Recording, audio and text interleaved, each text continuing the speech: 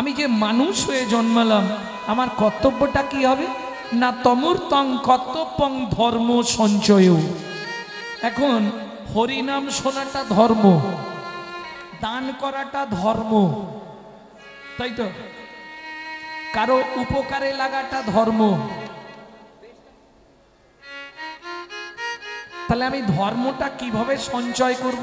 জমাবো কি করে? সঞ্চয় মানে জমানো।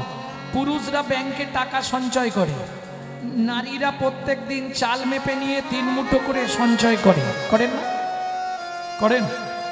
যে সংসারে ওই 3 মুঠো চাল তুলে রাখা হয় না, সঞ্চয় নাই, সে সংসারে জানবেন লক্ষ্মী নাই।